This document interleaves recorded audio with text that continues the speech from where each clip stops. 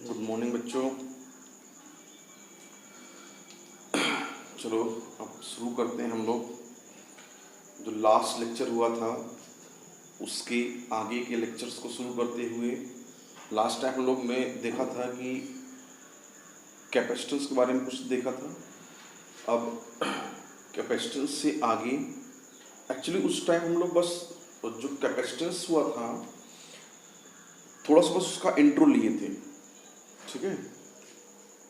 अब उसके आगे शुरू करते हुए कि कैपेसिटेंस एक्चुअली उसका स्ट्रक्चर क्या है, किस तरीके से हम अलग अलग स्ट्रक्चर से कैपेसिटेंस को फाइंड करेंगे, इन सब के बारे में हम सोचते हैं, ठीक है।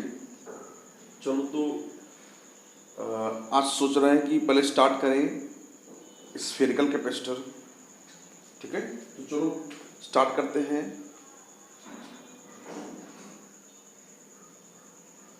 Capacitance of an spherical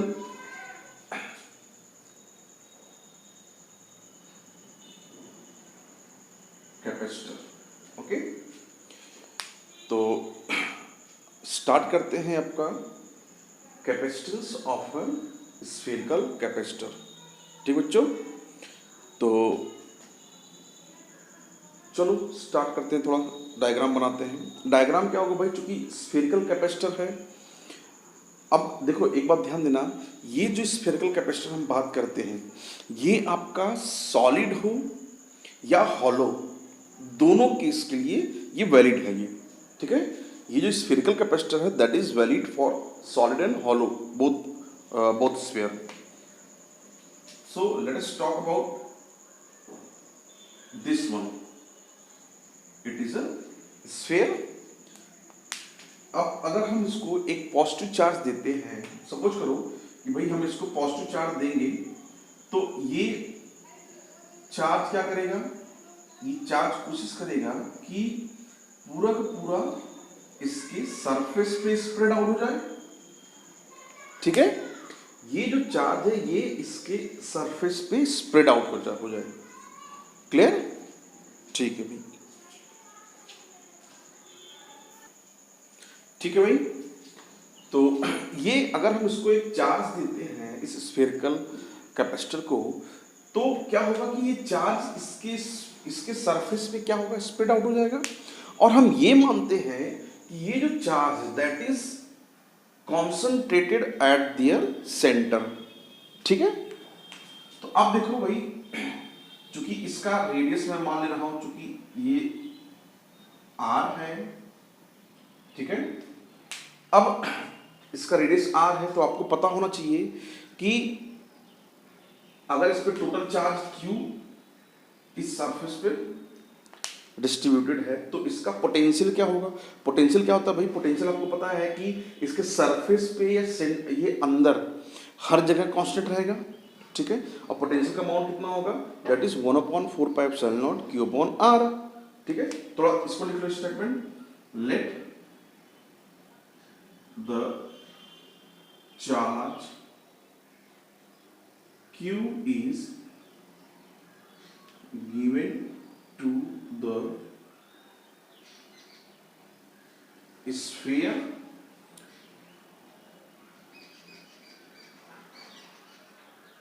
having radius r, clear। so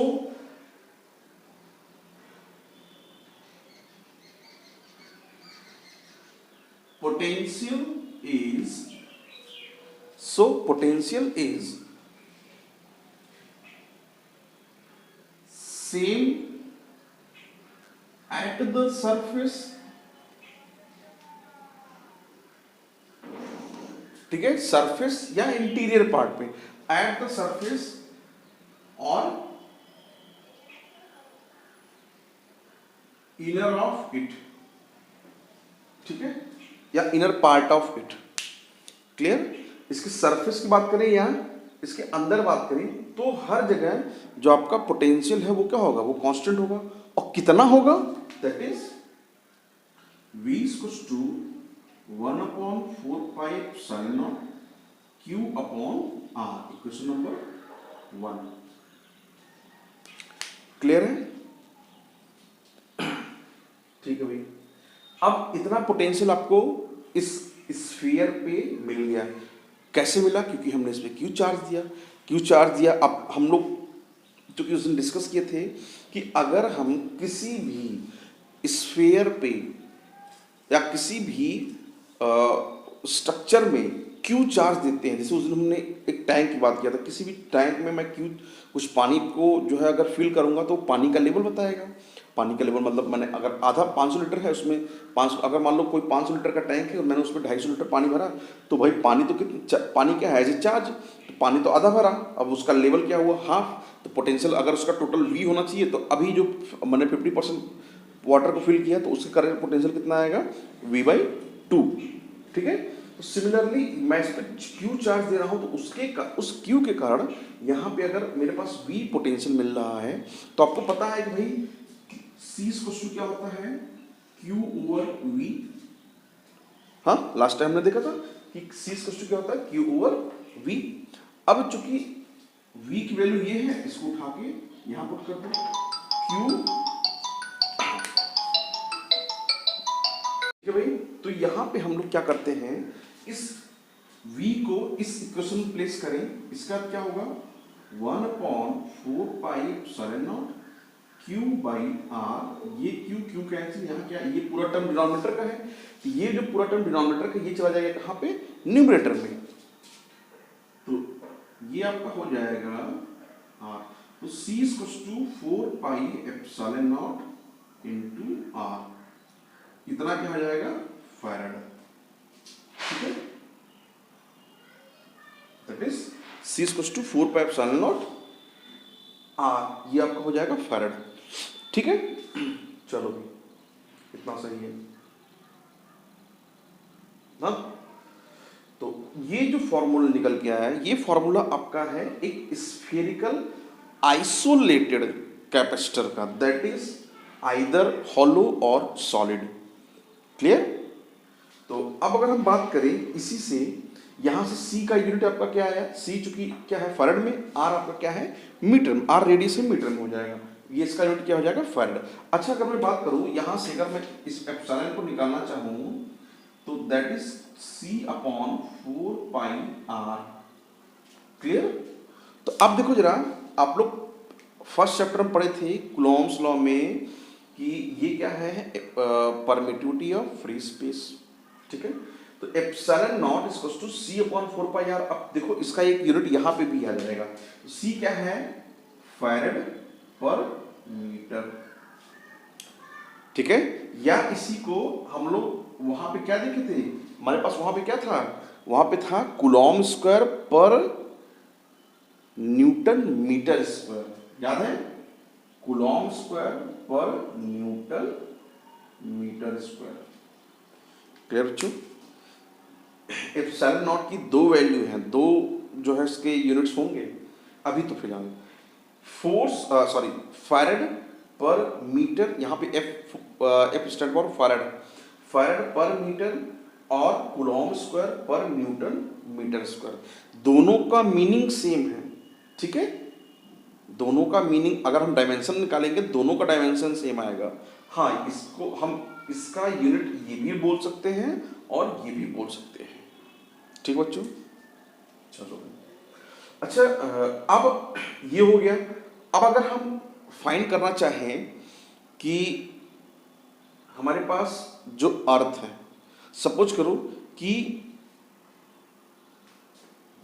इस इक्वेशन से अगर मेरे पास एक फैराड का कैपेसिटर है, एक फैराड के कैपेसिटर को बनाने के लिए मुझे कितने बड़े डायमेंशन की रिक्वायरमेंट होगी, अगर मैं वो फाइंड करना चाहूँ तो क्या हो जाएगा, यहां से देखो जरा, सिंस R इक्वल्स टू क्या हो जाएगा, ये इसको यहां करोगे C/4πε0 ठीक है। अब आपको पता है अगर यहाँ पे सिर्फ c इक्वल्स टू 1 हो, ध्यान दो c इक्वल्स टू 1 हो और इसकी वैल्यू क्या है, इसकी वैल्यू भाई 1/4 की वैल्यू क्या होती है 9 10.9, या लास्ट टाइम भी देख चुके हो।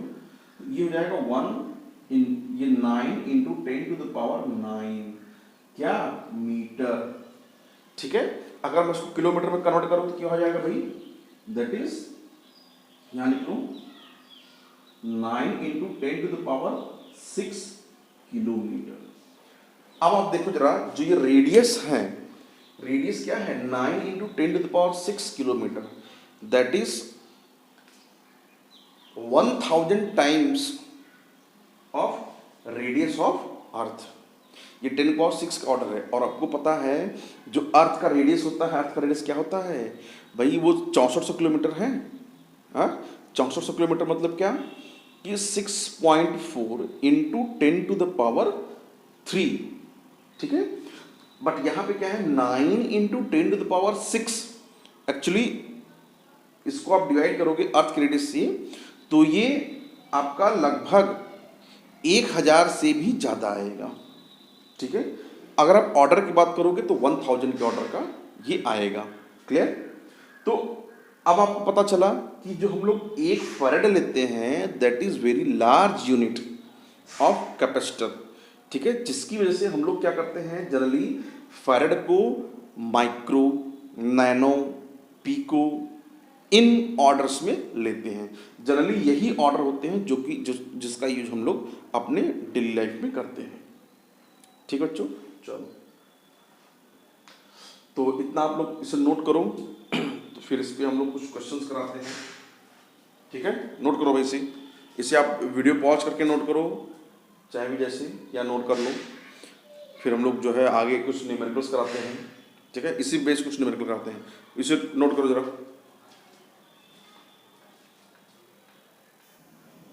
चलिए भाई, तो एक क्वेश्चन करते हैं इसी बेस्ड। और क्वेश्चन क्या है ये आप लोग आई थिंक वीडियो पॉज करके नोट कर ही लिए होंगे। हम लोग एक क्वेश्चन लिखते हैं, पहले एक छोटा क्वेश्चन करेंगे, उसके बाद जो है फिर जैसा देखेंगे उस तरीके से एक बड़ा क्वेश्चन करेंगे। देखते हैं पहले क्या है कि क्वेश्चन लिखिए,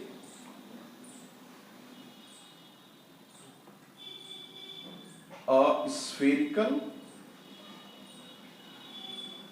क्वेश्चन है आपका, लिख लीजिए, मैं बोल दे रहा हूं। A spherical capacitor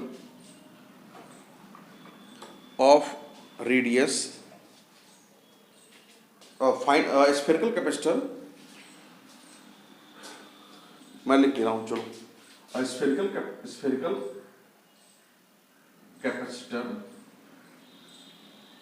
of 10 to the power 4 और 50, ऐसा करो 50 पिको फैराड, एक स्फेरिकल कैपेसिटर है जिसका कैपेसिटेंस है 50 पिको फैराड,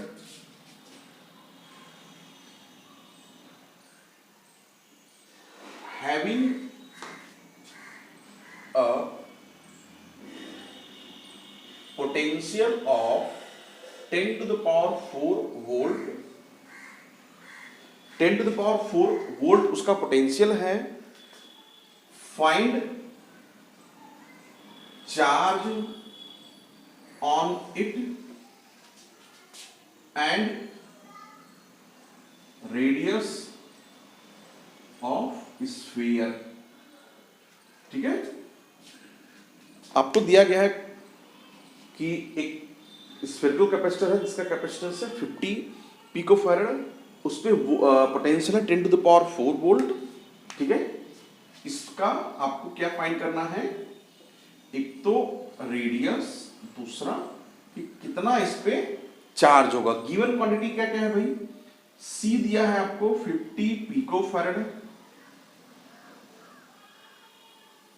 ठीक है। 50 पिको फैराड मतलब क्या हुआ है, 50 इंटू पिको मतलब क्या 10 टू द पावर -12, तो ये लिखो 50 into 10 to the power -12 farad, और वोल्टेज दिया है 10 टू द पावर 4 वोल्ट, ठीक है बच्चों। अब आपको पता है Q इक्वल्स टू क्या होता है, C इंटू V, ठीक। तो Q equals to C into V, C आपको दिया है 50 इंटू 10⁻⁻12 और v दिया है आपको 10⁻4।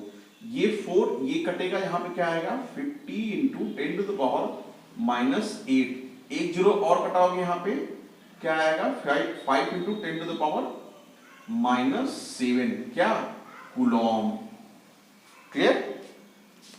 तो चार्ज उस स्फेरिकल कैपेसिटर में कितना स्टोर हुआ 5 इंटू 10⁻⁻7 कूलॉम। ठीक है। अब अगर मैं बात करूं रेडियस की, तो अभी हम लोगों ने एक फॉर्मूला डिराइव किया और फॉर्मूले में क्या था कि R equals to C upon 4 pi epsilon naught, यही था। अब आपको पता है C की वैल्यू कितनी है भाई, ये रख दो। 1/4 एप्सिलॉन की वैल्यू कितनी है 9 × 10⁻9।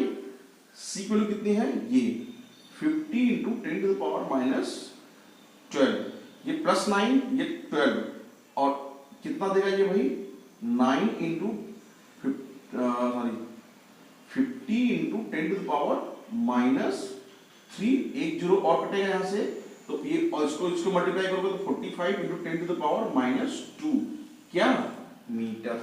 ठीक है, इतना आपका मीटर आ जाएगा। या इसी को आप ऐसे ही बोल सकते हो कि 45 सेंटीमीटर। ठीक है, जो आपको सही लगे वो नोट कर लो भाई। चाहे तो 45 इंटू 10⁻² मीटर लिख लो और चाहे तो 45 सेंटीमीटर लिखो। ठीक है, नोट करो भाई से।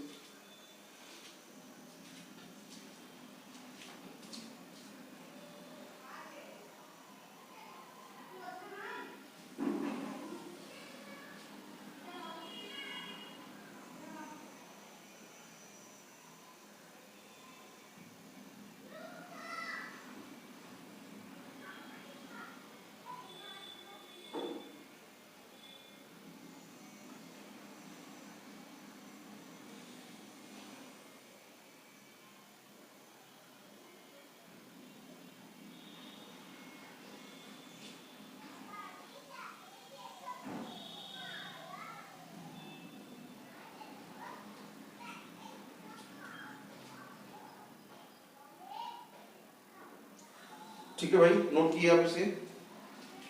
चलो एक दूसरा क्वेश्चन है उसको नोट करते हैं। ये इरेज कर दे रहा हूं मैं।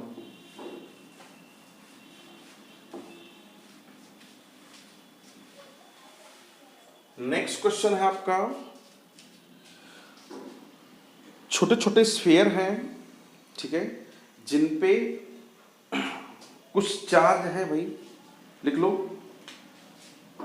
क्वेश्चन है आपका 27 स्मॉल, थोड़ा बड़ा लिख दो मैं, स्मॉल स्फीयर ऑफ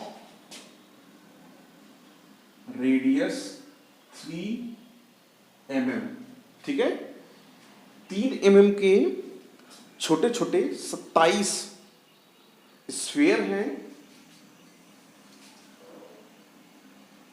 ईच, ऐसा लिखो, ईच हैविंग 10⁻² कूलॉम चार्ज। ठीक है, ईच हैविंग 10⁻² कूलॉम चार्ज। ठीक है, आगे लिखो, दे कंबाइंड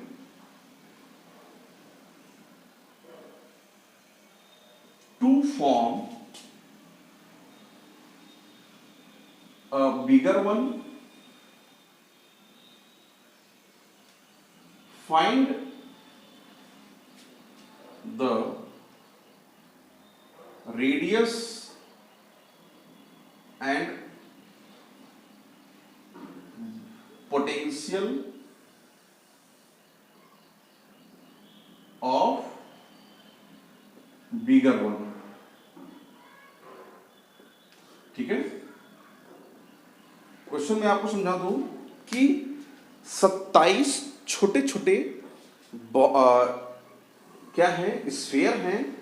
ऐसे समझ लो कि 1 2 3 4 ऐसे करके 27 छोटे छोटे स्फीयर है, इन पे रेडियस दिया गया है इनका 3 mm एक का, ठीक है, और एक पे चार्ज का अमाउंट है 10⁻⁻12 कूलॉम।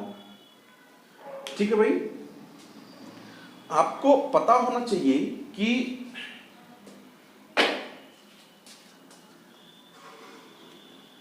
आपको यहां पे फाइंड करना है कि जो बड़ा वाला ड्रॉप है, अब भाई इनको मिक्स करोगे तो ये एक पूरा बड़ा ड्रॉप आएगा, ठीक है। मान लो इसका रेडियस कैपिटल आर है, तो वो कैपिटल आर की वैल्यू क्या होगी और इस पे नेट पोटेंशियल क्या होगा, ठीक है। चलो शुरू करते हैं, चाहो तो आप लोग एक बार ट्राई कर सकते हो, अदरवाइज हम लोग शुरू करते हैं। सोच लो एक बार, क्वेश्चन को थोड़ा सोच लो।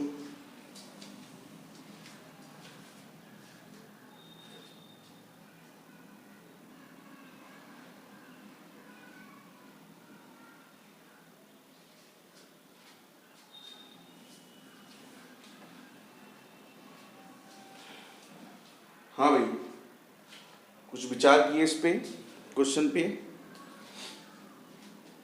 चलो देखते हैं। तो आपको पता है कि भाई देखिए, ये टोटल ड्रॉप एक का वॉल्यूम कितना है इस पे? अच्छा मैं इसका पहले वॉल्यूम निकालूं तो ये 4/3 पाई आर क्यूब हो सकता है, और इस पे चूंकि एक का वॉल्यूम कितना है 4/3 पाई स्मॉल आर क्यूब, ठीक है। और यही छोटा वाला 27 ड्रॉप मिलके ये बड़ा बनाएगा, तो मैं इसमें 27 से और मल्टीप्लाई कर दूं, ठीक है। अब इसका वॉल्यूम और इसका वॉल्यूम, इस पूरे का वॉल्यूम दोनों का कॉस्ट सेम हो जाएगा। देखो भाई कितना आएगा, ये दोनों कैंसिल हो जाएंगे, यहां पे क्या आएगा R cube equals to 27 small R cube. आप इसी को लिख सकते हो 3 into R to the power cube, तो ये capital R cube equals to 3 into small R to the power cube. ये क्यूब क्यूब हटाओगे तो यहाँ पे क्या हो जाएगा आर इक्वल्स टू 3r, इतना जो भी है इसका ये मीटर या सेंटीमीटर जो भी रहेगा वो हम ले लेंगे। तो आर इक्वल्स टू 3r। जो अब बड़ा वाला जो रेडियस बना है स्फीयर है, इसका रेडियस पुराने छोटे वाले के रेडियस के कंपैरिजन में 3 गुना बढ़ गया, ठीक है। तो पहला आंसर तो आपका ये आया, जो इसका था इसका 3 गुना ये हो गया, ठीक है भाई। ये क्वेश्चन नंबर 1 हो गया। अब टोटल चार्ज की मैं बात करूं, चूंकि एक पे चार्ज कितना था, तो total charge on big drop क्या हो जाएगा 27 इंटू 10⁻⁻12 कूलॉम, क्लियर। तो अब ये इतना है हमारा टोटल चार्ज, ठीक है भाई। अब चूंकि वोल्टेज भी दिया गया था, वोल्टेज कितना दिया गया था भाई, नहीं ये पोटेंशियल में निकालना है, कुछ और कमी है भाई, एक मिनट रुक जाओ।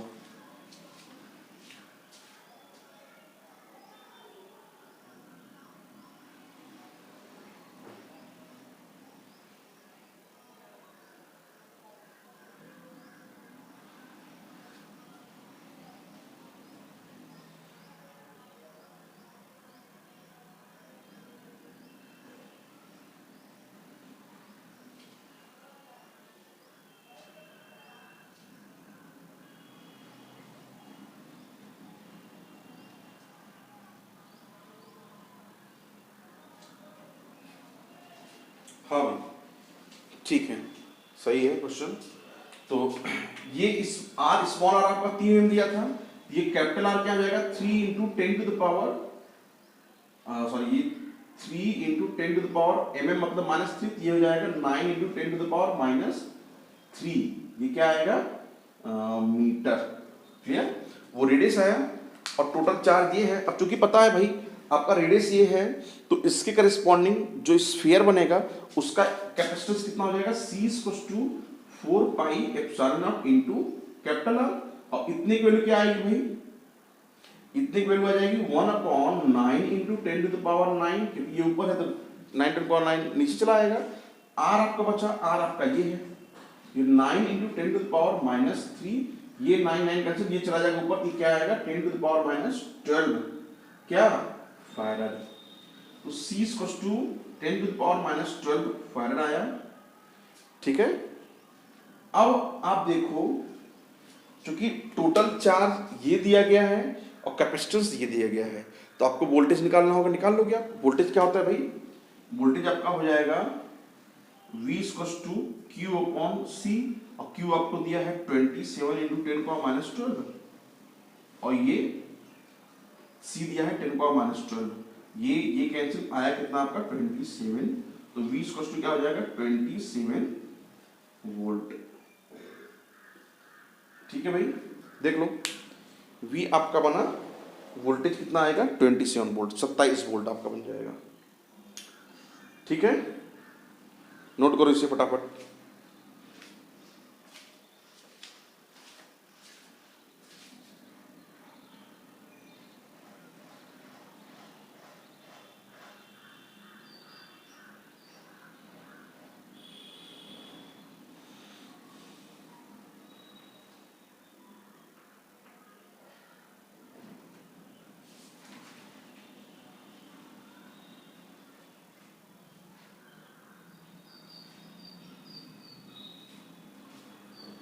हो गया भाई, हो गया भाई। चलो आप लोग वीडियो पॉज करके इसको नोट करो और हम लोग चलते हैं कुछ आगे क्वेश्चन पे। इसे अरेंज कर दूं, चलो एक दूसरा क्वेश्चन करते हैं।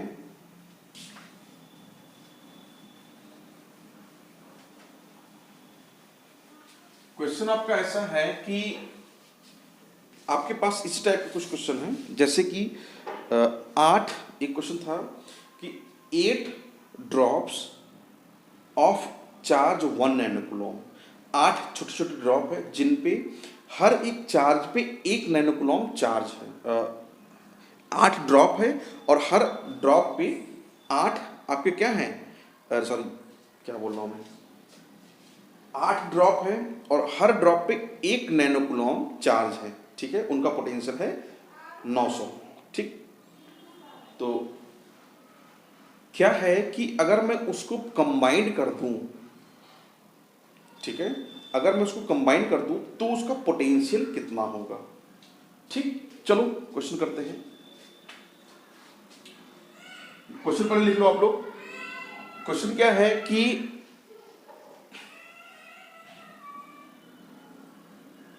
8 drop of a sphere having charge 1 nanocoulomb each and potential of 900 volt, 900 volt. चलो भाई, पोटेंशियल है आपका 900 वोल्ट।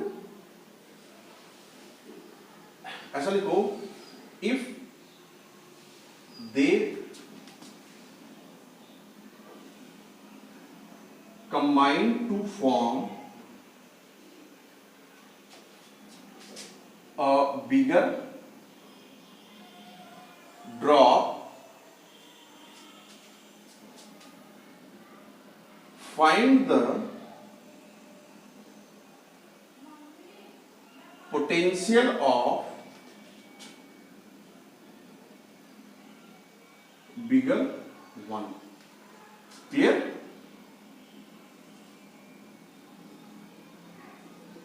ये आपका क्वेश्चन है भाई। चलो सॉल्व करो इसे। क्वेश्चन क्या है आपका, समझ लो क्वेश्चन कि 8 ड्रॉप है छोटे छोटे जिन पे चार्ज है 1 नैनोकूलम। ठीक है, और हर एक चार्ज में पोटेंशियल आपका है कितना 900 वोल्ट। ठीक, अब मैं क्या किया कि सबको मिक्स किया। मिक्स करूंगा तो भाई चार्ज बढ़ेगा, उसका साइज भी चेंज होगा। साइज कैसे चेंज हो रहा है भाई, उसको पहले देख लेते हैं कि चूंकि R मान लो कि जो स्मॉल, ये कैपिटल आर है, इसका रेडियस कैपिटल आर है, जो स्मॉल आर है, जो छोटे छोटे हैं, इसके रेडियस स्मॉल आर है। ये आपके कितने हैं, 8 ड्रॉप। तो इसका टोटल वॉल्यूम, इसका टोटल वॉल्यूम इक्वल कर दें। इसका वॉल्यूम क्या हो जाएगा, 4/3 pi capital R cube equals to उसका 8 into 4/3 pi small R cube. 4/3 ये कैंसिल हुआ, ये क्या आया, capital R cube equals to ये 8 स्मॉल आर क्यूब। इसको हम लिख सकते हैं 2 इंटू स्मॉल आर का होल क्यूब। क्यों भाई, ये कैपिटल आर इक्वल्स टू हो जाएगा 2 टाइम्स ऑफ स्मॉल आर। ठीक है, अब ध्यान दो जरा कि जो बड़ा वाला ड्रॉप है, अगर मैं उसको मिक्स कर दूं, छोटे वाले ड्रॉप को सबको मिक्स कर दूंगा, तो मुझे इसी का डबल रेडियस का एक स्फीयर मिलेगा। ठीक, अब अगर मैं बात करूं कि इस छोटे वाले का कैपेसिटेंस, इसका C है इसका 4πε0 इनटू स्मॉल आर। ठीक है, तो जो बड़ा वाला रेडियस है, इसका रेडियस क्या हो जाएगा भाई, C डैश, इसका हो जाएगा 4πε0 इनटू कैपिटल आर। और आपको पता है capital R equal to 2 times of small R है, रख लो यहां पे। तो ये आपके पास 4πε0 स्मॉल आर इंटू 2, ये आपको क्या देगा, छोटा वाला कैपेसिटेंस का। तो ये C डैश इक्वल टू क्या हो जाएगा, C इंटू 2। इसका मतलब क्या हुआ कि जो नया वाला बड़ा वाला ड्रॉप आया, इसका, इस ड्रॉप का जो कैपेसिटेंस है, छोटे वाले ड्रॉप के कैपेसिटेंस के कंपैरिजन में डबल हो गया। ठीक है, अब स्मॉल c की वैल्यू कितनी है भाई, आपको पता है कि c इक्वल्स टू क्या है, c equals to q upon v। ठीक है, q आपको दिया गया है, हर एक का q दिया गया है, कितना q है भाई, 1 नैनो कूलम, और v कितना दिया है, 900 वोल्ट। रख लो, ये 1 नैनो मतलब 10⁻9 -9, और अपॉन v कितना दिया है, 900। ठीक है, इतना फैराड। क्लियर। अब देखो जरा, जो बड़ा वाला कैपेसिटेंस है, C dash equals to Q dash upon V dash. ठीक है, अब Q डैश की वैल्यू क्या होगी भाई, आपको पता होना चाहिए। Q डैश क्या है, इसके 8 चार्ज को, मतलब 8 इंटू इतना, तो ये हो जाएगा 8 into 10⁻⁻9 coulomb upon V dash. ठीक है, अब हमें V डैश ही फाइंड करना है। ये C और C डैश और C को उठाकर इस इक्वेशन रखो, यहां रखोगे आप, ये हो जाएगा आपका, मैं तुमको दूसरे पेज से लिख दे रहा हूं, नहीं तो कंफ्यूजन होगा, इसी में खिचड़ी हो जाता है। तो C डैश और C को उठाकर मैं यहां रखूं, ये हो जाएगा हमारे पास 8 into 10⁻⁻9 upon V dash equals to ये 2 इंटू C की वैल्यू कितनी है, इतनी, तो ये हो जाएगा 10⁻⁻9 अपॉन 900। क्लियर, ये 10⁻⁻9 कैंसिल, ये 2, ये कटेगा 4, ये 9 और ये, तो V डैश क्या हो जाएगा भाई, 3600 वोल्ट। ठीक है, ठीक है बच्चों, नोट कर लो भाई से। आपका जो नया पोटेंशियल आया, that is 4 times of smaller one. Note करो भाई से।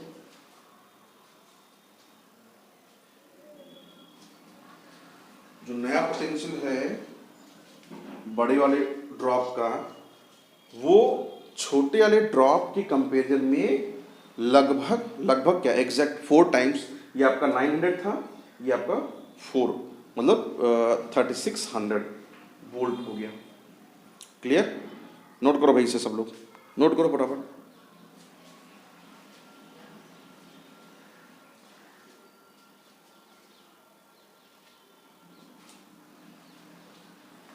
चलो भाई, नोट हो गया, नोट हो ही चुका होगा आई थिंक। अब आगे चलते हैं, अब वीडियो पॉज करके नोट कर लेना भाई। जो डाउट हो, आपको पता है भाई, कोई भी डाउट हो तो आप जो है या तो मुझे कॉल कर लो, या फिर मुझे, आप जिस भी मीडियम के थ्रू देख रहे होगे मुझे, उसके थ्रू कांटेक्ट कर सकते हो। क्लियर? तो मैं आपका डाउट जरूर क्लियर करूंगा। चलो अब आगे करते हैं। चलो भाई, अब उसके आगे हम लोग एक क्वेश्चन करते हैं। एक क्वेश्चन भी मैं देखा, क्वेश्चन ऐसा था कि आपको एक्चुअली दिया था कि एक स्फेरिकल कंडक्टर है जिसकी कुछ डेंसिटी दी गई है। ठीक है, देखो क्वेश्चन।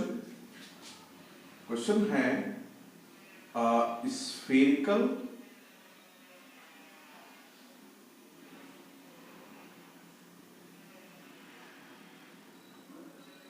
बोला है क्वेश्चन कि a spherical conductor having density 0.07 coulomb per metre square. ठीक है, a spherical conductor having density 0.07 coulomb per metre square if they are given a charge of 4.4 coulomb. ठीक है, अगर उसमें 4.4 कूलॉम चार्ज और दे दिया जाए, then its density is 0.084 coulomb per metre square. ठीक है, ये है भैया आपका। ठीक, तो आपको इतना कूलॉम पर मीटर स्क्वायर हो गया। Find the radius. ठीक है, radius and charge of spherical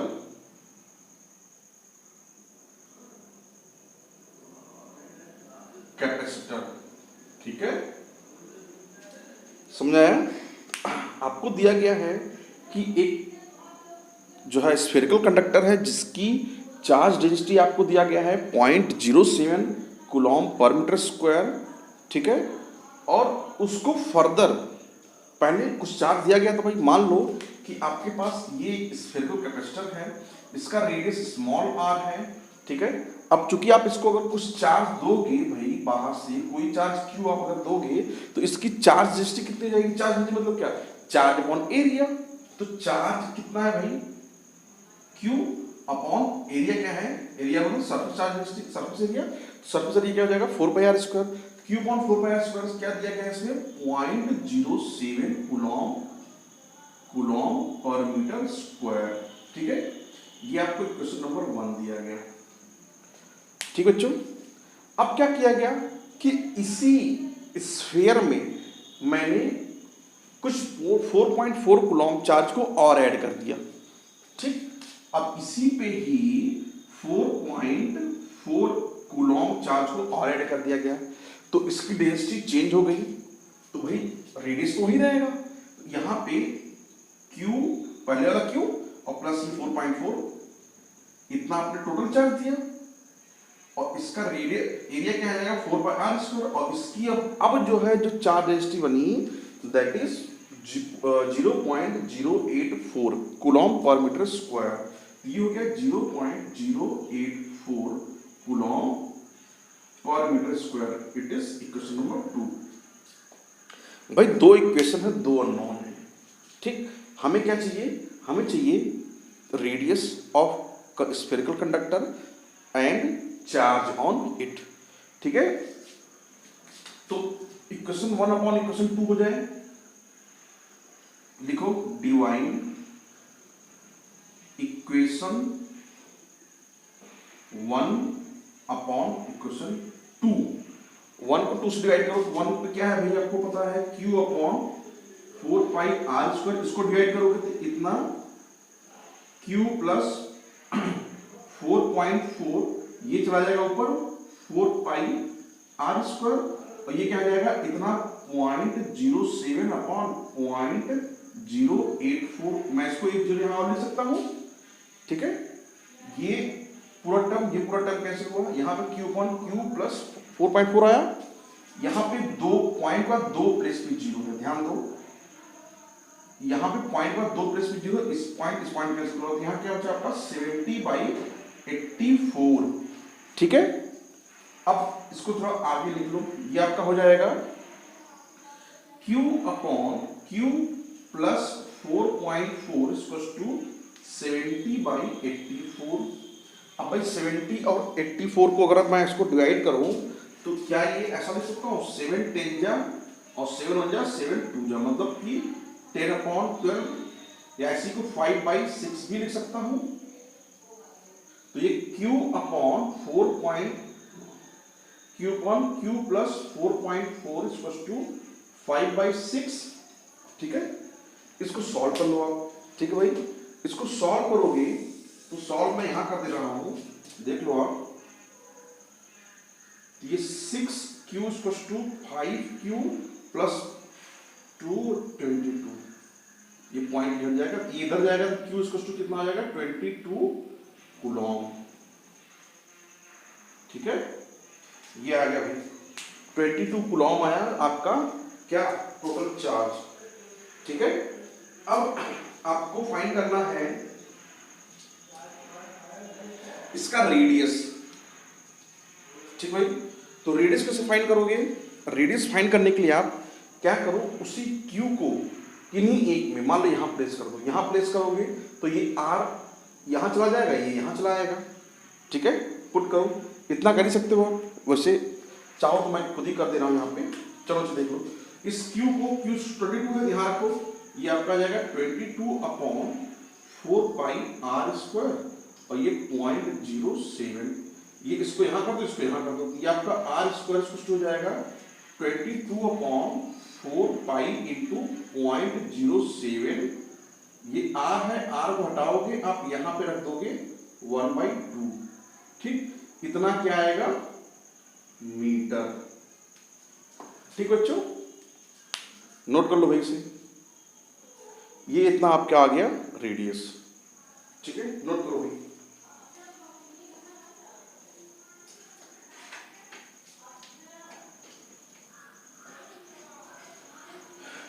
ठीक है, चलो ये कर लिए, ये कर लिया तो फिर आगे चले, कुछ आगे कुछ करते हुए, चलो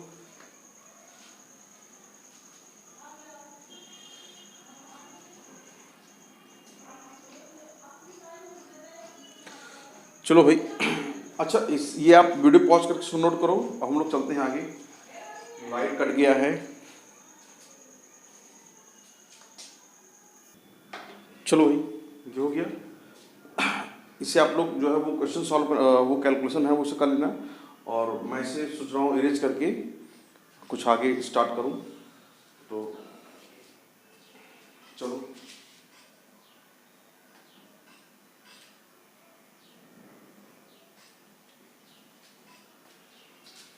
आप लोग वीडियो पॉज करके नोट कर लेना इसको।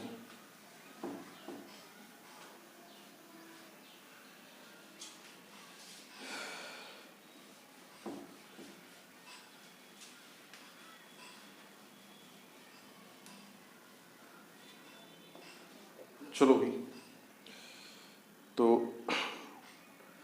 अब हम लोग चलते हैं एक नेक्स्ट टॉपिक की तरफ को, और नेक्स्ट टॉपिक हमारा है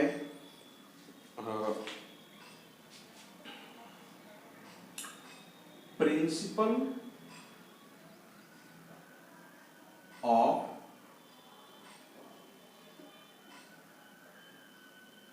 कैपेसिटेंस, ठीक है, प्रिंसिपल ऑफ कैपेसिटेंस।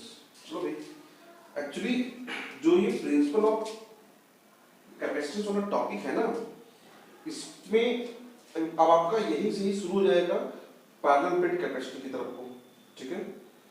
तो प्रिंसिपल ऑफ कैपेसिटेंस में अगर मैं बात करूं, देखो एक्चुअली अभी हम लोगों ने डिस्कस किया था कि कैपेसिटर का फॉर्मेशन कैसे होता है, कैपेसिटर होता क्या है, ठीक है, कि भाई कोई भी दो कंडक्टिंग मीडियम अगर इंसुलेटिंग मीडियम से सेपरेटेड हो तो वो कंबाइंडली फॉर्म करेगा एक कैपेसिटेंस। ठीक है, चलो इसको नोट करो भाई। क्या है कि सपोज करो एक आपके पास प्लेट है, ठीक है, आपने इसको क्या किया, एक पॉजिटिव चार्ज दिया, ठीक है। अब ध्यान दो जरा, अगर एक कैपेसिटेंस है, आपने इसको एक पॉजिटिव चार्ज दिया, ठीक है, चूंकि ये भाई कंडक्टिंग मीडियम है। अब आपकी अगर मैं ये बोलूँ कि इसकी कैपेसिटी आपको बढ़ानी है, ठीक है, तो कैपेसिटी बढ़ाने के लिए आप क्या करोगे कि मैं लास्ट टाइम डिस्कस किया था कि भाई कैपेसिटी बढ़ाने के लिए हमारे पास मीडियम, साइज और उनके बीच में अगर मैं किसी दूसरे प्लेट को भी, किसी दूसरे कंडक्टिंग प्लेट को प्लेस करता हूं तो भी उसकी कैपेसिटी चेंज होती है ना। अगर मैं मान लो कि मैं एक दूसरा कंडक्टर, कोई दूसरा अनचार्ज कंडक्टर को प्लेस करूं, मान लो कि ये हमारे पास एक अनचार्ज कैपेसिटर है, सॉरी कंडक्टर है, ठीक है, इनिशियली क्या है ये अनचार्ज,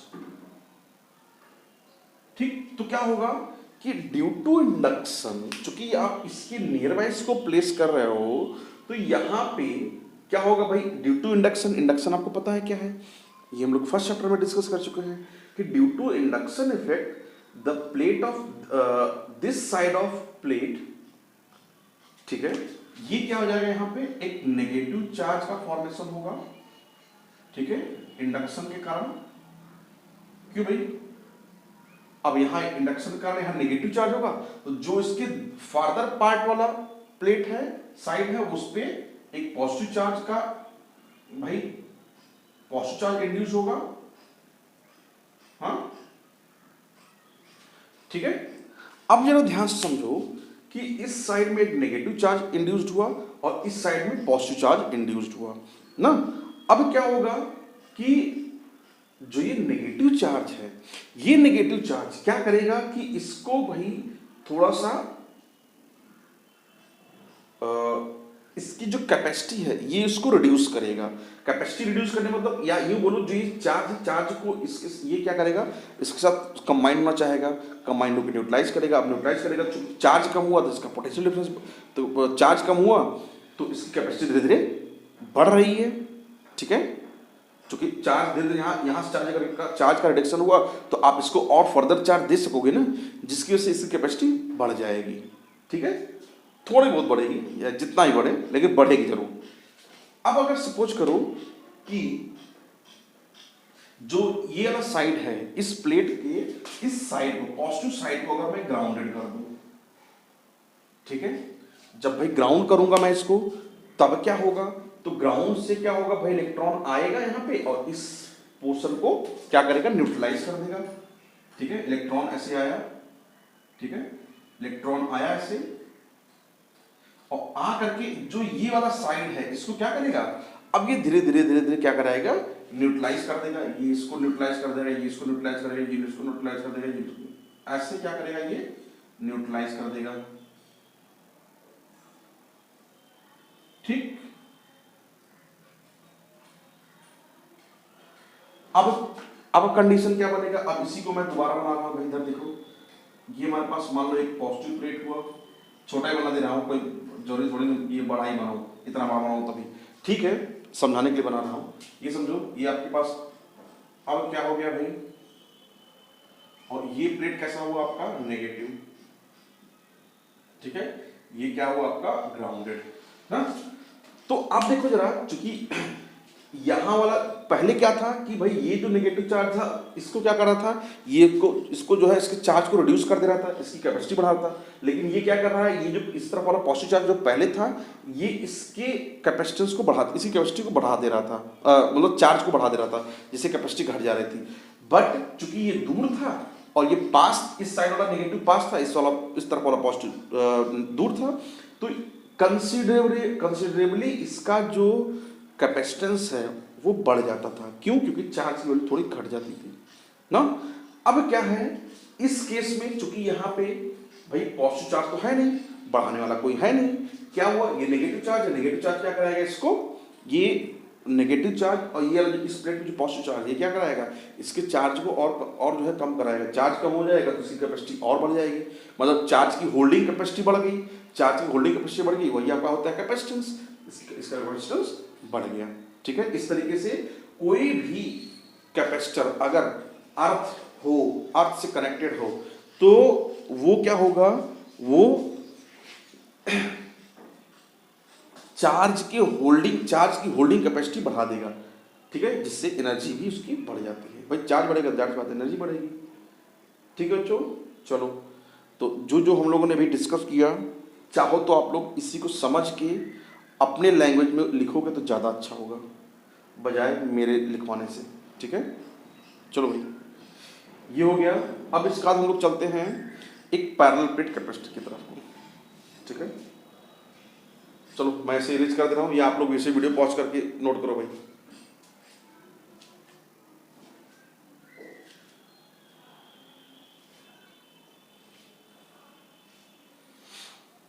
ठीक है, नोट कर लिए, चलो वीडियो पॉज करके नोट कर लेना आप लोग। हम लोग चलते हैं पैरेलल प्लेट कैपेसिटर की तरफ।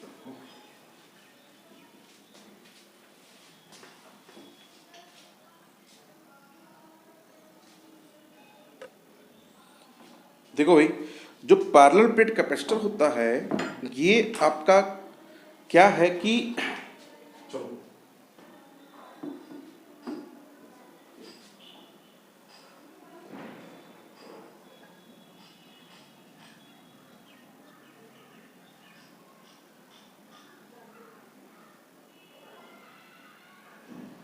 देखो होता क्या है कि सपोज करो आपके पास एक पैरेलल प्लेट कैपेसिटर है, तो कैसे शो करोगे भाई, मान लो कि ये आपका एक दो प्लेट है, इस पे आपने कुछ पॉजिटिव चार्ज दिया, इस पे आपने कुछ नेगेटिव चार्ज दिया। ठीक है, ये आपका बना पैरेलल प्लेट कैपेसिटर। इसकी चार्ज डेंसिटी प्लस सिग्मा है, इसकी चार्ज डेंसिटी माइनस सिग्मा है। ठीक है, इस पे चार्ज है कितना, सॉरी इसका एरिया कितना है, ए है, इसका एरिया भी ए है। डेंसिटी इसकी सॉरी मैं बोल रहा हूँ डेंसिटी, डिस्टेंस क्या है, दोनों प्लेट के बीच का डिस्टेंस अगर मैं डी बोल दूं तो क्या होगा कि अगर मैं बात करूं इसके आउटसाइड, ठीक है, आउटसाइड की बात करूंगा तो यहां और यहां दोनों तरफ फील्ड की वैल्यू क्या हो जाएगी। आप यहाँ की बात करोगे फील्ड की वैल्यू, तो फील्ड क्या हो जाएगा भाई, यहाँ पे चूंकि अगर फील्ड यहाँ फाइंड करोगे तो ये पॉजिटिव चार्ज यहाँ एक टेस्ट चार्ज प्लेस करना पड़ेगा। ये टेस्ट चार्ज क्या करेगा, ये यहाँ पे आप लोग देखोगे ये क्या कराएगा, इसको दूर भगाएगा, और ये क्या कराएगा, इसके ये पास लेके आएगा। तो यहाँ पे ई की वैल्यू, नेट ई की वैल्यू क्या हो जाएगी, 0। इस पॉइंट पे यहाँ पे भी आप पॉजिटिव चार्ज प्लेस कराओगे, ये क्या कराएगा, इसको अपने पास ले आएगा, ये क्या करेगा, इसको दूर भगाएगा। तो यहाँ पे भी नेट चार्ज आपके पास 0 हो गया। ठीक है, तो आपने देखा कि जो exterior part of this plate has 0 electric field while interior part of this plate, इसका इंटीरियर पार्ट क्या है, यहाँ पे आप एक पॉजिटिव चार्ज प्लेस कराओ, ये क्या कराएगा, इसको दूर भगाएगा, और ये इसको भी अपने पास लेगा। तो यहाँ E और प्लस E, इस E1 E2 क्योंकि दोनों E1 E2 सेम है, तो ये दोनों E1 E2 मिलकर क्या हो जाएगा, 2E। ठीक है, तो आपको पता है कि जो E इक्वल क्या होता है, sigma upon 2 epsilon not due to one plate. अगर मैं एक्सटर्नल इंटीरियर की बात करूंगा तो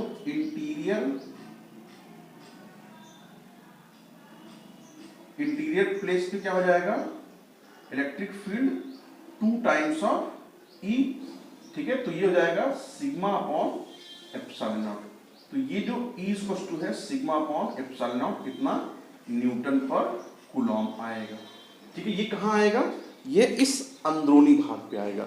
अब देखो फील्ड का डायरेक्शन किधर होगा, पॉजिटिव से नेगेटिव की तरफ होगा, इस साइड से इस साइड की तरफ होगा। अब देखो जरा कि अगर मैं फील्ड की बात करूं, ठीक है, इलेक्ट्रिक फील्ड हमारे पास sigma upon 2 epsilon nought, sigma upon epsilon nought आ गया। अब आप देखोगे कि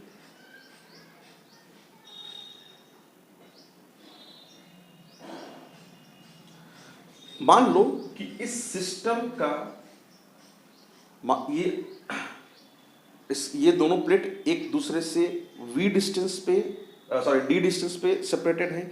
एक चीज और ध्यान रखना, अगर मैं जो ये प्लेट लिया हूँ, ध्यान देना आपको, जो ये प्लेट है, अगर ये प्लेट का साइज छोटा है तो जो इसके कॉर्नर्स होते हैं यहाँ पे क्या होता है, एक फ्रिंजिंग इफेक्ट होता है।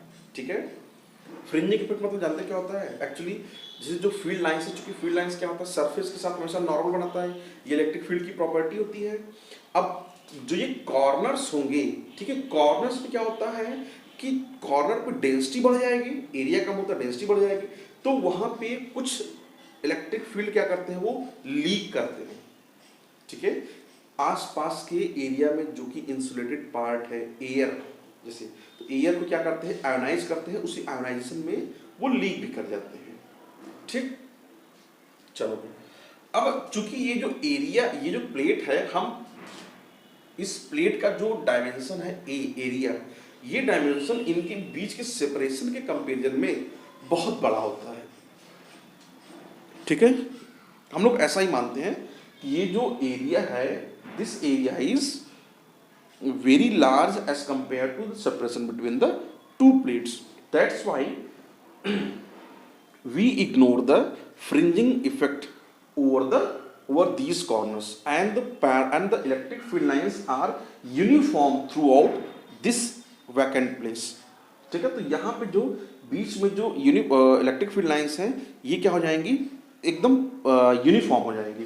ठीक, अब चूंकि अगर मैं बात करूँ, हमें मिल गया यहाँ ई इलेक्ट्रिक फील्ड, और इनके कारण यहाँ पे जो पोटेंशियल होगा, आपको पता है भाई, पोटेंशियल डिफरेंस इसको क्या होता है, इलेक्ट्रिक फील्ड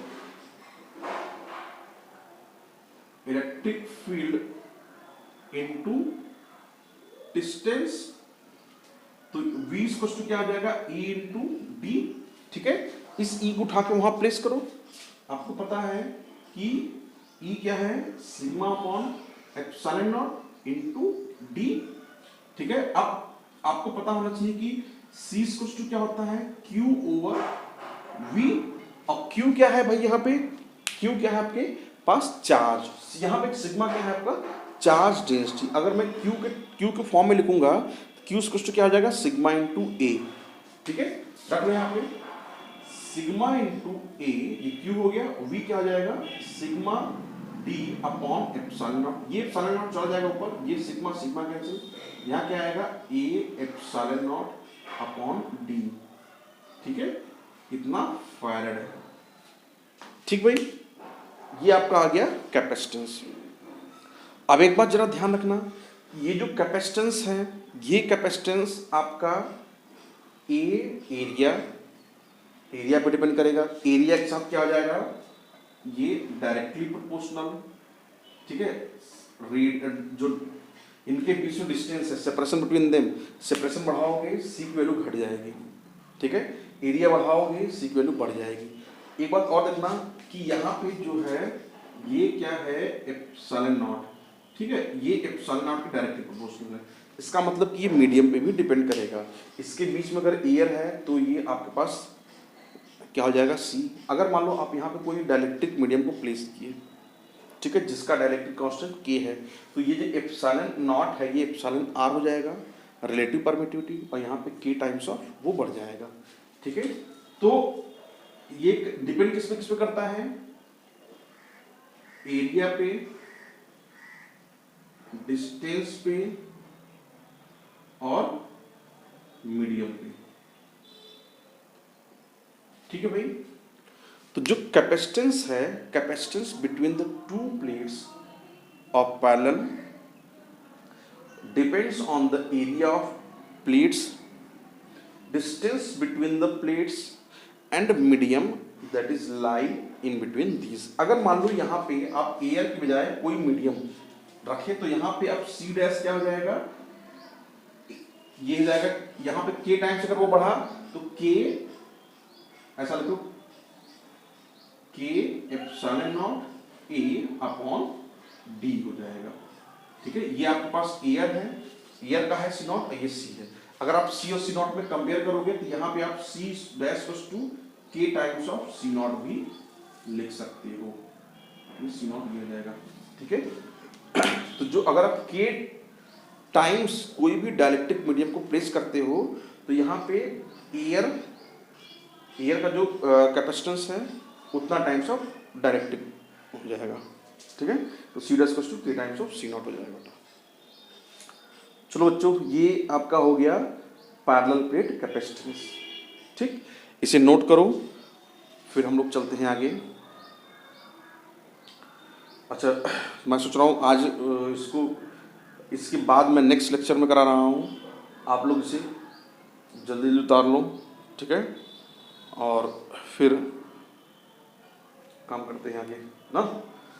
तो वैसे ही पढ़ाई करो भाई, वीडियो को मेरे सब्सक्राइब करो और शेयर करो अपने फ्रेंड्स के साथ, ठीक है बच्चों। चलो अभी मिलते हैं नेक्स्ट लेक्चर में, ओके बाय।